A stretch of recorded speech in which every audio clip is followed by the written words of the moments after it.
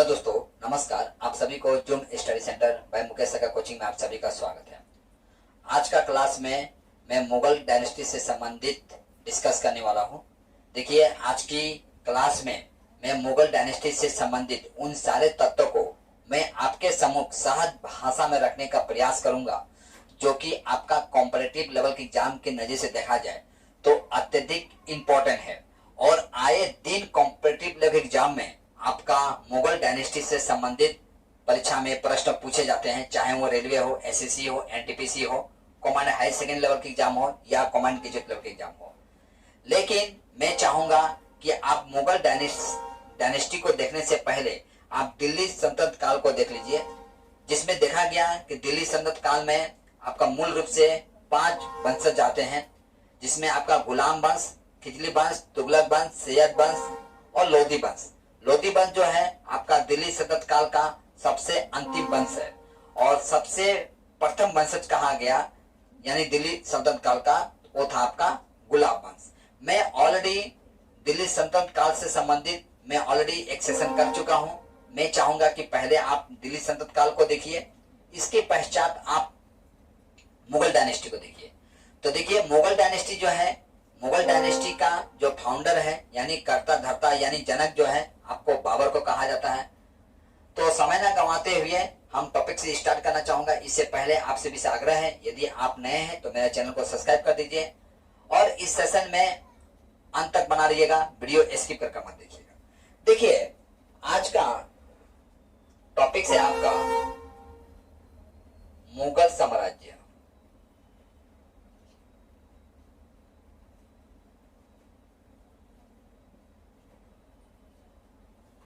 मुगल साम्राज्य, मुगल साम्राज्य का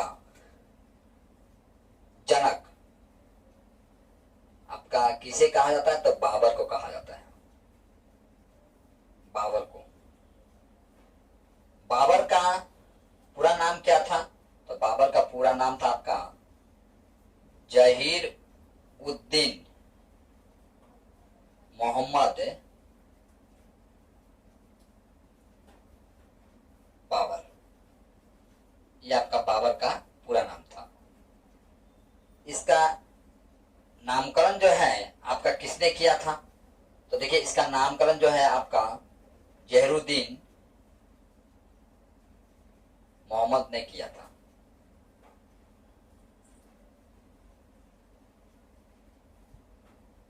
नामकरण किया था।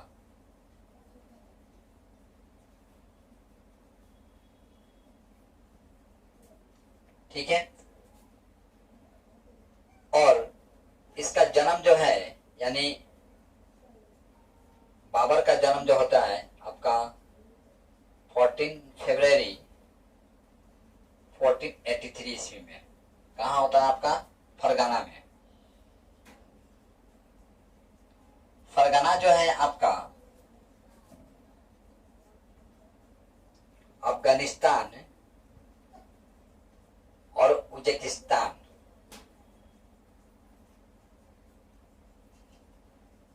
उज्बेकिस्तान का मध्य प्रांत है। मध्य एक छोटा सा प्रांत है।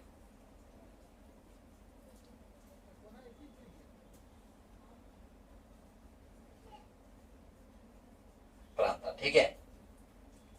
और देखिए, आपका बाबर जो है आपका मुगल साम्राज्य का नींव रखने से पहले यहाँ आपका फरगाना का शासक हुआ करता था। यानी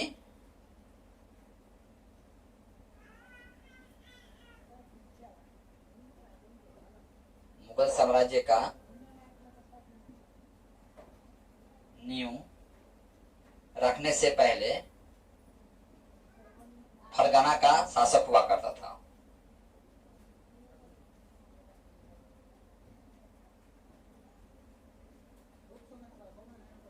शासक था। अब जो ये फरगाना का जो शासक बना था उस समय बाबर का उम्र था मात्र 12 वर्ष। ठीक है, यानी 12 वर्ष के अवस्था में ही आपका बाबर जो है फरगना का शासक बन जाता है। इसका जो पिता जो थे, बाबर का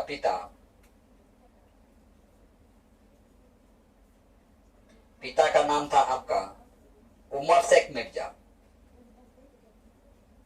उमर शेख मिर्जा। ये उमर शेख जो मिर्जा थे, ये क्या थे आपका, तो फरगना का शासक थे। और फरगना जो है एक बहुत छोटा सा प्रांत था। उमर शेख मिर्जा में एक कमियां था। वो कमियां ये था कि ये नासा के तौर पर शराब और अफीम पिया करता था।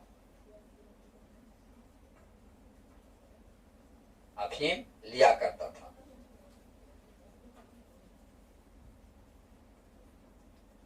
और ये तैमूर वंशज था।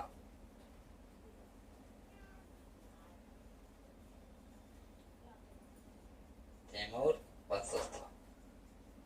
जबकि बाबर का माताजी थे,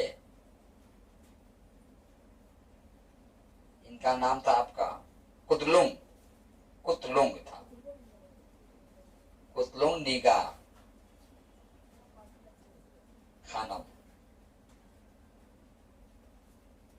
कुतलुंग निगा खानम था। ये मुगल शासक, मुगल वंशज थे, यानी मंगोल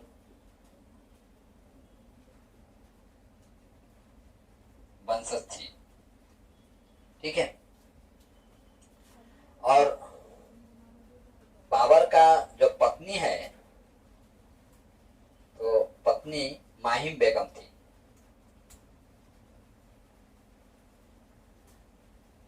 माहिम बेगम। माहिम बेगम से इसे 4 पुत्र की प्राप्ति होता है और एक लड़की का। तो पुत्र का नाम था आपका हुमायूं, जो कि बाबर के पश्चात ये शासक बनता है। हुमायूं, कामरान, अस्करी, हिदाल। ठीक है। और एक पुत्री भी होती है जिसका नाम था, पुत्री का नाम गुलबदन बेगम था। गुलबदन बेगम।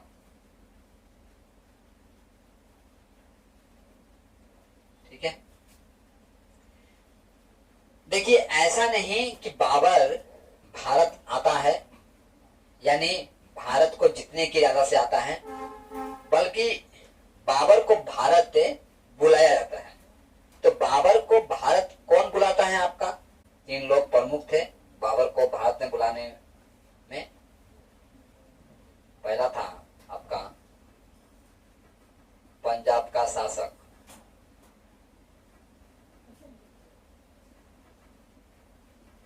दौलत खां लोधी। ठीक है। दूसरा था आपका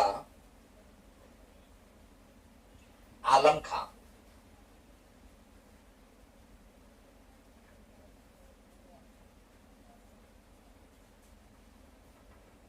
आलम खां। ये आलम खां कौन था? तो ये था आपका इब्राहिम लोधी का चाचा। और तीसरा था मेवाड़ का शासक।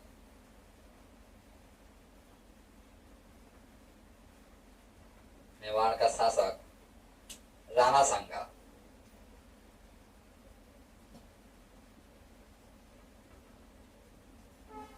ठीक है। इस हिसाब से देखा गया कि 3 जो व्यक्ति थे जो कि बाबर को न्योता देते हैं कि आप भारत में आइए और यहां आकर आप किससे युद्ध कीजिए? तो इब्राहिम लोदी से युद्ध कीजिए।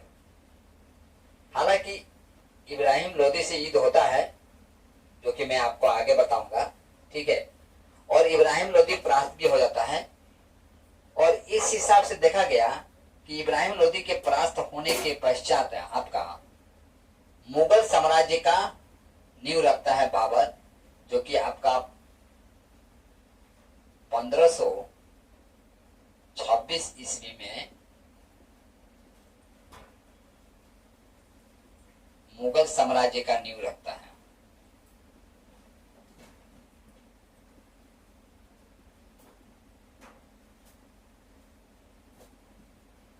ठीक है, मैं चाहूंगा इतना आप स्क्रीनशॉट लीजिए, इसके पश्चात हम लोग आगे की तरफ बढ़ते हैं। देखिए, बाबर जो है भारत में, बाबर भारत में जब आता है तो किस रास्ते से होकर आता है? ये आपका, तो ये आपका पंजाब है, हरियाणा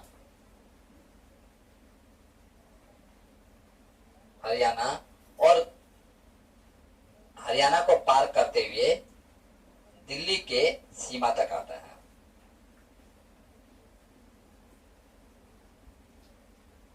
और हरियाणा में आपका पानीपत का युद्ध लड़ता है। ठीक है, हरियाणा में आपका पानीपत का युद्ध होता है, याद रखिएगा। यानी पानीपत कहाँ है? आपका हरियाणा में है। अच्छा, बाबर का फेमस स्टेटमेंट नाम थोड़ा कहना चाहूंगा। फेमस स्टेटमेंट, देखिए, बाबर का कई फेमस स्टेटमेंट है, यानी कथन है। बाबर का कहना यह था कि आप शक्ति के बलबूते पर आप पूरा देश पर विजय प्राप्त कर सकते हैं, लेकिन आप अपनी कब्र में खुद को दफना नहीं पाते हैं। ठीक है, ये बाबर का फेमस स्टेटमेंट था। ये स्टेटमेंट इसने कब दिया था? तो ये स्टेटमेंट दिया था आपका पानीपत का प्रथम युद्ध में, जो कि इब्राहिम लोदी के साथ युद्ध होता है, जिसमें इब्राहिम लोदी परास्त हो जाता है। और इब्राहिम लोदी के परास्त होने के पश्चात ही आपका मुगल साम्राज्य का नींव रखा जाता है। दूसरा इसका फेमस स्टेटमेंट यह है कि जब घाघरा का युद्ध होता है, जो कि राणा सांगा के साथ होता है, घाघरा का युद्ध के समय इसका एक स्टेटमेंट है कि वह कहता है बाबर कि मैंने मुट्ठी भर बाजरा प्राप्त करने के लिए मैंने पूरा हिंदुस्तान को खो दिया। यानी घाघरा का युद्ध होता है, घाघरा के युद्ध में राणा सांगा परास्त हो जाते हैं, लेकिन बाबर को अत्यधिक मात्रा में सेना पर पैसा खर्चा करना पड़ता है और इसके कई सेना जो है रणभूमि में ही अपना प्राण से हाथ धो बैठते हैं, जिसके कारण बाबर को अत्यधिक क्षति हुआ। लास्ट में जब युद्ध विजय करने के पश्चात उन्होंने बाबर जो है सारी घटनाओं को बड़ी बारीकी से एनालिसिस करता है, विश्लेषण करता है।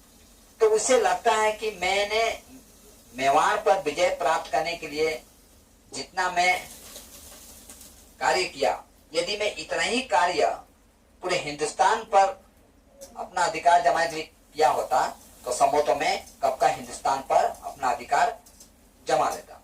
हालांकि बाबर जो है, देखिए, मूल रूप से 4 युद्ध लड़ता है, जो कि आपका कॉम्पिटिटिव लेवल के एग्जाम में प्रश्नों पूछे जाते हैं इन 4 युद्धों से।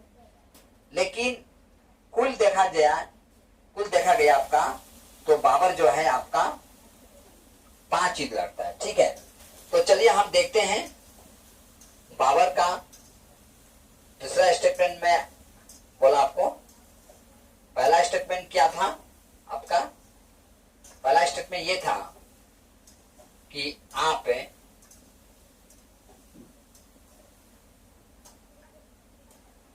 धन के सहारे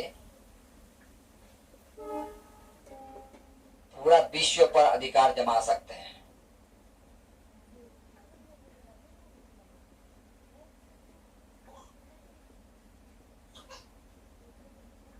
जमा सकते हैं, परंतु परंतु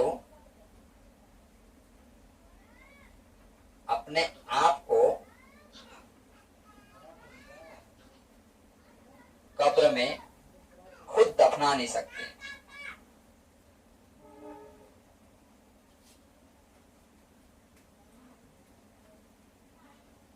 नहीं सकते। ये स्टेटमेंट जो है आपका पानीपत का युद्ध के समय दिया गया है।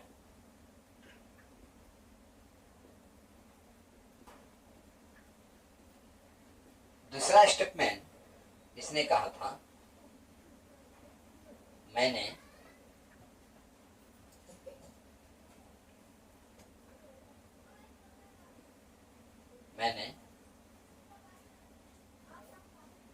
मुट्ठी भर बजरा प्राप्त करने के लिए पूरा हिंदुस्तान को खो दिया।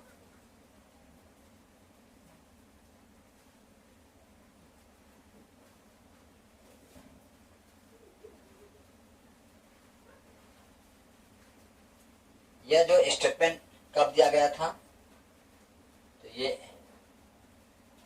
घंगरा के युद्ध के समय दिया गया था।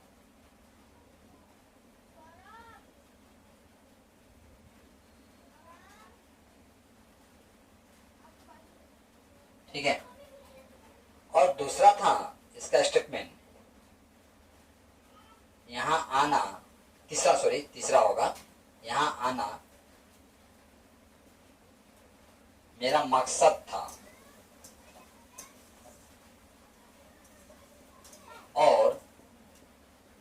और मैं वापस नहीं जा सकता। वापस नहीं जा सकता। ये स्टेटमेंट कब दिया गया है? ये आपका दिया गया है घंगरा युद्ध के समय, जब घंगरा युद्ध में आपका राणा सांगा परास्त हो जाते हैं। देखिए, बाबर जो है आपका मूल रूप से 5 युद्ध लड़ा था, तो मैं चाहूंगा पांचों युद्ध को मैं थोड़ा बारीकी से डिस्कस करना चाहूंगा। तो पहला युद्ध इसका था आपका पानीपत का युद्ध। ये कब हुआ था आपका? ये युद्ध हुआ था आपका 21 अप्रैल 1526 ईस्वी को। किसके किसके बीच में हुआ था? ये हुआ था आपका इब्राहिम लोदी और बाबर के बीच में, जिसमें आपका बाबर विजय होता है।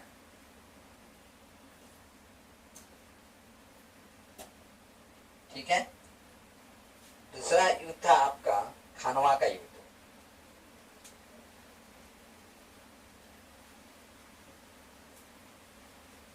खानवा का युद्ध होता है आपका 17 मार्च 1527 ईस्वी में। किसके किसके बीच में होता है? ये होता है आपका राणा सांगा और बाबर के बीच में। इसमें भी बाबर विजय होता है।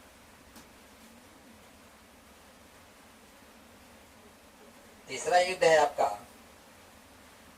चंदेरी का युद्ध। चंदेरी का जो युद्ध है आपका ये 29 जनवरी में होता है।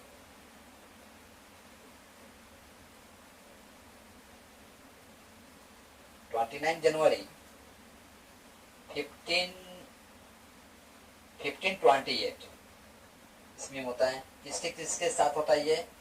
ये होता है आपका मेदिनी राय और बाबर के बीच में।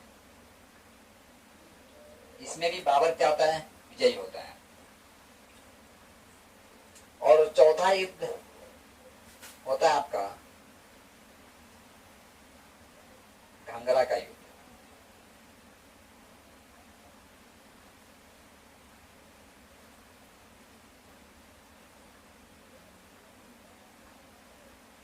घाघरा का युद्ध जो कि आपका 6 मई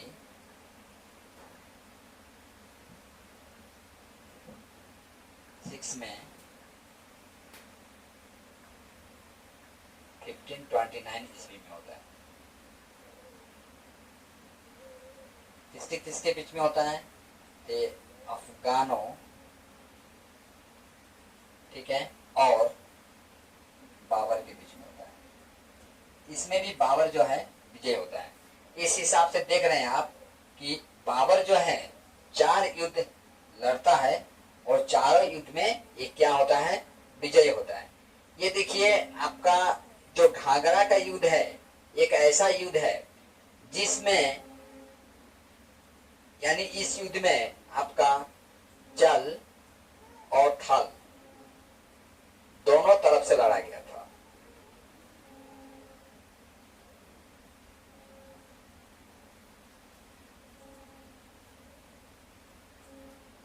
ठीक, बाबर एक युद्ध में परास्त भी हुआ था, तो मैं वो भी लिख देना चाहूंगा। बाबर को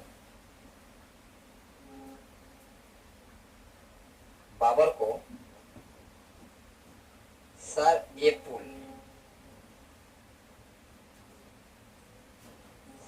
पुल युद्ध में शेबानी खान ने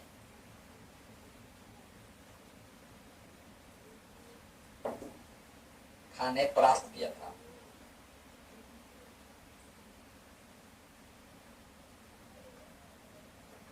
ठीक है, और बाबर जो है आपका देखिए बाबर का युद्ध नीति जो है उसका अत्यंत कौशल युद्ध नीति था। मैं कौशल युद्ध नीति से इसलिए कहूंगा कि जब पानीपत का युद्ध लड़ रहा था, पानीपत के युद्ध के दौरान, तो उसने एक तरकीब अपनाया था।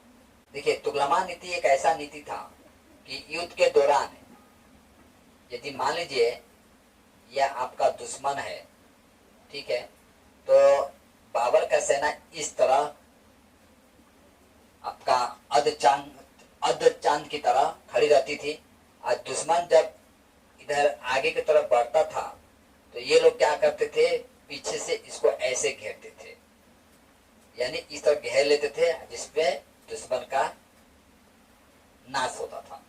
तो ये नीति जो है, इस नीति का उपयोग इसने कब किया था? तो पानीपत का युद्ध में। और यही खानवा का युद्ध जो था, तो इस युद्ध में इसने एक नीति का उपयोग किया था। तो इस नीति का नाम था उस्मानिया युद्ध नीति। ये उस्मानिया युद्ध नीति क्या था? जैसे कि मान लीजिए आपका ये सैनिक है, तो इसके बीच में तोप लगा देता था, ठीक है, ये तोप और यहां फिर सैनिक, यानी सैनिकों के बीच में तोप का उपयोग। तो यदि बाबर युद्ध में सर्वप्रथम तोप का उपयोग किया था, तो वो युद्ध था आपका खानवा का युद्ध, ठीक है, जो किसके साथ लड़ा गया था? आपका राणा सांगा के साथ। यानी बाबर को जब बुलाया गया था कि आप भारत में आइए और इब्राहिम लोदी को परास्त कीजिए, परास्त करने के पश्चात आप चला दिए, लेकिन बाबर क्या होता है? यहाँ भारत में आता है, इब्राहिम लोदी को परास्त करता है। परास्त करने के पश्चात जो भारत के जो शासक थे, ठीक है, यानी राणा सांगा और जो इब्राहिम लोदी का चाचा जी थे, वो सोचते थे कि इब्राहिम लोदी को परास्त करने के पश्चात बाबर भारत से चला जाएगा, लेकिन बाबर जो है जाता नहीं है और यहीं पर रहने का डिसाइड कर लेता है। और इसकी ऐसी नीतियों को देखते हुए राणा सांगा जो है, जो कि मेवाड़ का शासक हुआ करते थे, वो इसके खिलाफ हो जाते हैं, यानी विद्रोह करते हैं और कहते हैं कि यदि आप यहाँ रहना चाहेंगे तो आपको मेरे साथ युद्ध करना पड़ेगा, यानी हम आपको यहाँ रहने नहीं देंगे। तो ऑलरेडी बाबर को ये समझ में आ चुका था कि भारत के जो शासक जो है उन शासकों के बीच में आपसी मतभेद है, यानी इन्हें परास्त करना अत्यंत सहज है। तो बाबर क्या करता है, आपका राणा सांगा का चुनौती को स्वीकार कर लेता है और राणा सांगा को आपका खानवा का युद्ध में परास्त करता है। और इसी युद्ध में बाबर जो है आपका तोप का उपयोग करता है। ठीक है, परीक्षा में यहाँ से भी प्रश्नों पूछा जा सकता है कि सर्वप्रथम बाबर ने किस युद्ध में तोप का उपयोग किया था, तो वो था आपका खानवा का युद्ध। हालांकि खानवा का युद्ध में बाबर का जो सेना जो है अत्यधिक मात्रा में उसका नुकसान पहुंचता है, लेकिन फिर भी बाबर जो है आपका राणा सांगा को युद्ध में परास्त कर लेता है। ठीक है, यानी मेवाड़ पर अपना अधिकार जमा लेता है। और देखिए बाबर जो है इस भारत के अलावा आपका ये काबुल और गजनी पर भी अपना अधिकार जमाता है। तो कब जमाता है ये, तो ये जमाता है आपका 1504 ईस्वी में। आप हमको कमेंट बॉक्स में बताएंगे कि गजनी जो प्रांत है ये कहाँ है। ठीक है, और गजनी साम्राज्य का संस्थापक कौन थे।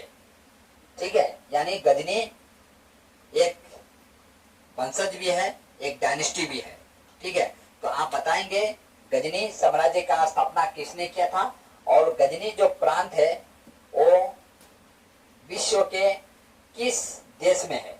आप कमेंट बॉक्स में ये बताएंगे। तब तक मैं सेशन को आगे तरफ लेके जाता हूँ और सेशन का लास्ट में मैं इसका आंसर बताऊंगा। ठीक है, मैं चाहूंगा इतना आप स्क्रीनशॉट कर लीजिए, इसके पश्चात हम लोग आगे की तरफ बढ़ते हैं। देखिए जैसे कि आप जानते हैं मुगल साम्राज्य के जो स्थापना होता है तो किस राजा का अंत के पश्चात होता है, तो वो था आपका इब्राहिम लोधी का देहांत के पश्चात।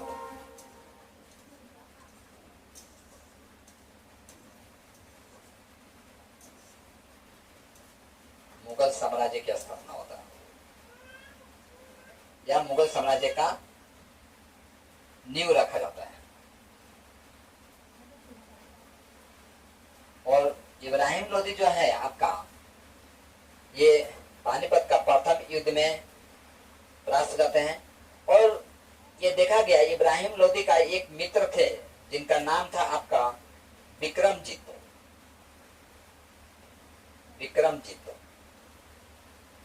ठीक है, ये मित्र थे जो कि ग्वालियर का शासक थे।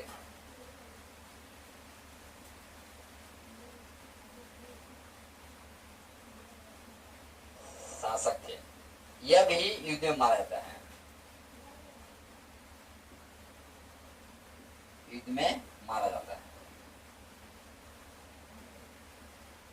यानी इब्राहिम लोधी के साथ साथ आपका विक्रमजीत जो है ये भी मारे जाते हैं युद्ध में। और देखिए यहाँ से एक नोट निकल के आता है आपका, नोट ये है आपका हुमायूं जो है, जो कि किसका पुत्र था, बाबर का। हुमायूं जो है आपका, हुमायूं ने कोहिनूर जो हीरा प्राप्त करता है वो किससे प्राप्त करता है आपका, तो विक्रमजीत के परिवार से प्राप्त करता है। कोहिनूर हीरा ग्वालियर के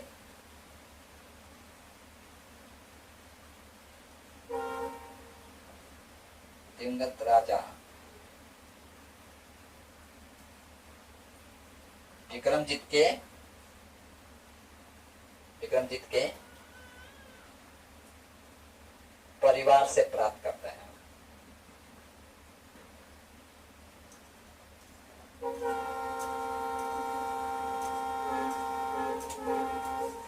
और हुमायूं को कौन परास्त करता है युद्ध में, यानी जब हुमायूं जब दिल्ली का शासक था, इसे कौन परास्त करता है, तो इसे परास्त करता है आपका शेर शाह कहाँ का शासक था? तो ये था आपका बिहार का सासाराम, यानी बिहार राज्य का आरा जिला जो है, आरा जिला के आरा जिला में ये सासाराम जो है एक प्रांत है। उस प्रांत का आपका शेरशाह शासक हुआ करता था। और शेरशाह ने आपका हुमायूं को परास्त करता है, और हुमायूं को इतना बुरी तरह परास्त करता है कि हुमायूं जो है अपना जान बचाने के लिए एक किले में जाकर छुप जाता है। यानी हुमायूं जो है, जो कि दिल्ली का शासक हुआ करता था, और शेरशाह जो है आपका बिहार का शासक हुआ करता था। हुमायूं को लगता है कि जो शेरशाह जो है ये अत्यंत कमजोर शासक है, और शेरशाह पर आक्रमण करता है, जबकि शेरशाह इससे 9 गुना ज्यादा ताकतवर निकलता है और हुमायूं को बुरी तरह से परास्त करता है, यानी इसकी सेना को तहस नहस कर देता है। और हुमायूं जो है अपना जान बचाने के लिए एक ब्राह्मण के महल में यानी घर में जाकर छुप जाता है। ठीक है, शेरशाह वहां तक पीछा भी करता है, लेकिन इसी बीच में वो जो ब्राह्मण जो औरत थी वह शेरशाह के सैनिकों को कहती है कि मैंने यहाँ किसी को आते हुए नहीं देखा है। जबकि शेरशाह के सैनिक उस ब्राह्मण औरत से पूछते हैं, क्या आपने किसी राजा को इधर आते हुए देखा है क्या? तब वो ब्राह्मण जो औरत है उसे पता था कि शेरशाह उसी की घर में शरण लिया है, यानी उसी घर में छुपा हुआ है। फिर भी वो शेरशाह के बारे में हुमायूं के बारे में शेरशाह को कुछ भी नहीं बताती है। ठीक है, तो देखा गया बाबर कई उपाधि भी धारण करता है। तो चलिए इसका थोड़ा उपाधि भी देख लेते हैं। बाबर जो है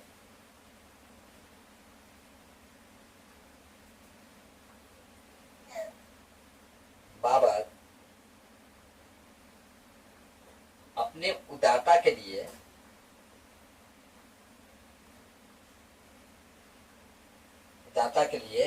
कलंतर की उपाधि धारण करता है।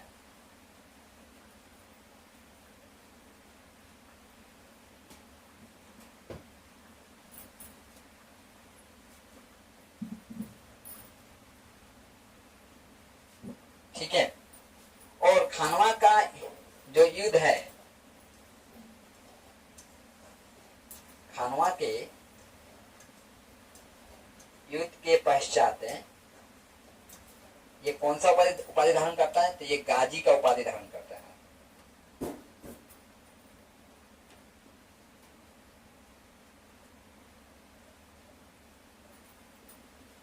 ठीक है, बाबर को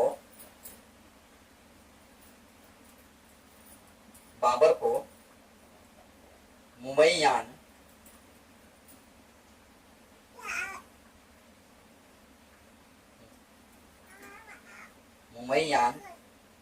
नामक पद शैली का जन्मदाता भी कहा जाता है।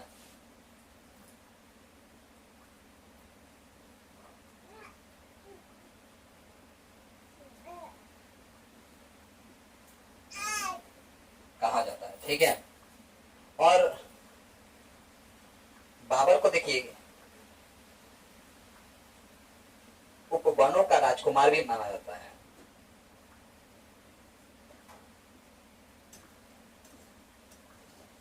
उपवनों का राजकुमार और मालियों का मुकुट,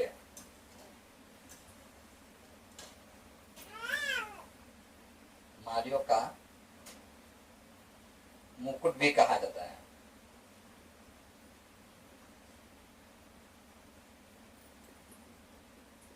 ठीक है, और इसने एक और एक उपाधि धारण करता है जो कि बादशाह का।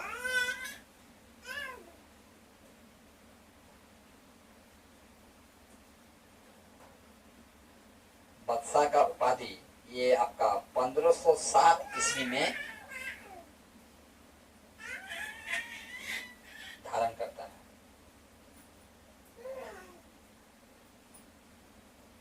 ठीक है। और बाबर जो है इसने एक सिक्का भी जारी किया था, जो कि सिक्का का नाम था आपका, यानी चांदी का सिक्का था, शाहरुख। ठीक है, इसने एक सिक्का जो जारी किया था उसका नाम था शाहरुख था। और इसके समय में यानी बाबर के समय में जो मुगल डायनेस्टी का राजकीय जो भाषा था, तो राजकीय भाषा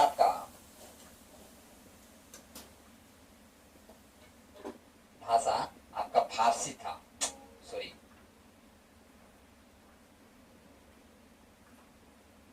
फारसी था। यानी राज दरबार में इस भाषा का उपयोग किया जाता था, यानी फारसी भाषा का उपयोग किया जाता था। यानी इसका दरबारी भाषा जो है वो आपका फारसी हुआ करता था। तो मैं चाहूंगा इतना आप स्क्रीन शॉट ले लीजिए, इसके पश्चात हम लोग आगे की तरफ बढ़ते हैं। इतना आप स्क्रीन शॉट ले लीजिए। देखिए, अब हम लोग जानेंगे कि बाबर का आत्मकथा से संबंधित उन सारे तत्वों को जानेंगे जो कि कहीं ना कहीं हमारा कॉम्पिटिटिव लेवल एग्जाम में यहाँ से परीक्षा में प्रश्नों ऑलरेडी पूछा गया। तो बाबर का आत्मकथा का नाम था आपका बाबरनामा।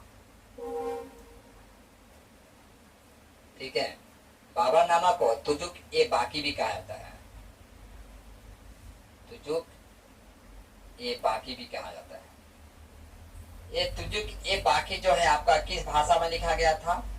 तो ये आपका तुर्की भाषा में लिखा गया था। इस बाबरनामा को यानी तुजुक ए बाकी को आपका फारसी भाषा में अनुवाद किसने किया था? तो इसका अनुवाद जो है आपका फारसी भाषा में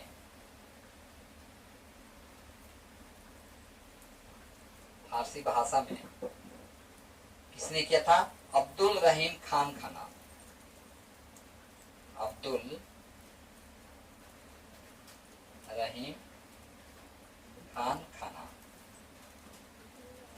ठीक है। अच्छा, इसने अपने बाबरनामा में यानी बाबर जो है आपका विजयनगर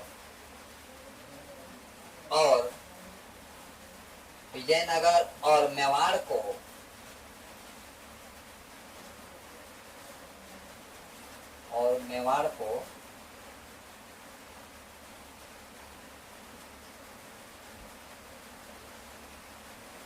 देखिए, बाबरनामा में विजयनगर और मेवाड़ प्रांत का उल्लेख प्राप्त होता है।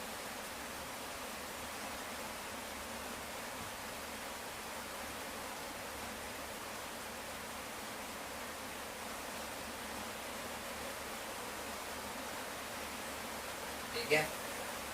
और बाबर जो है आपका कृष्णा देव राय को शक्तिशाली शासक था।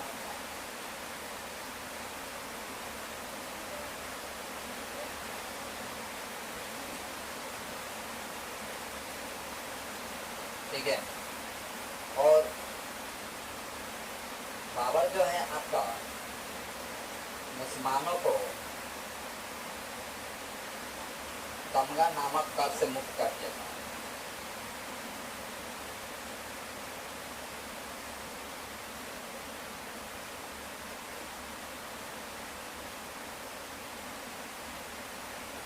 और बाबर का एक डिमेरिट पॉइंट ये था, इसने राम मंदिर को तोड़कर जामा मस्जिद बनाया था।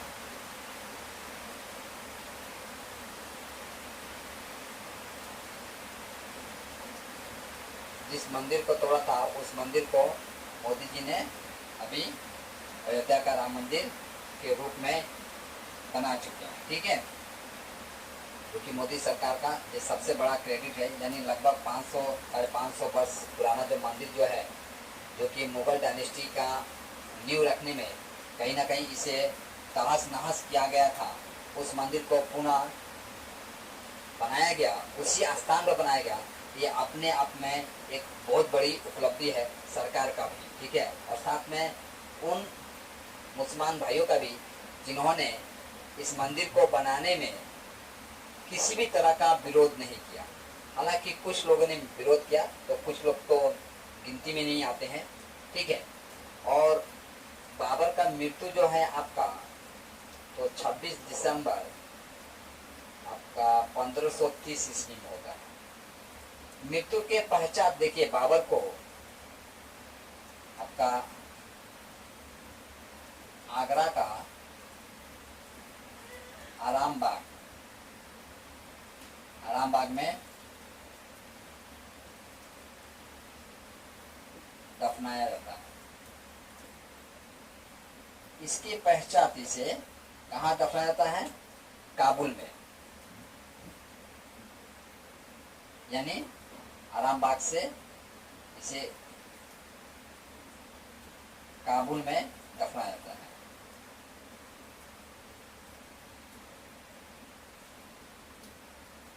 हालांकि इसका ये अंतिम इच्छा था कि इसे काबुल में दफनाया जाए। और काबुल कहाँ है आपका?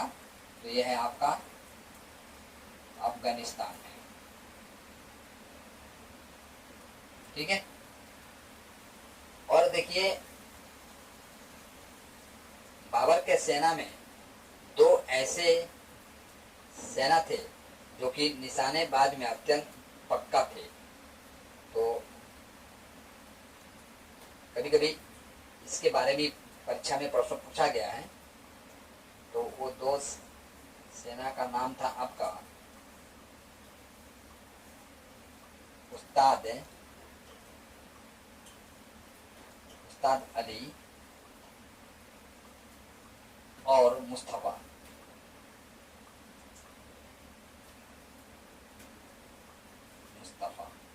ठीक है, और देखिए ये जो दो सैनिक जो थे, या तो भी चलाना जानते थे।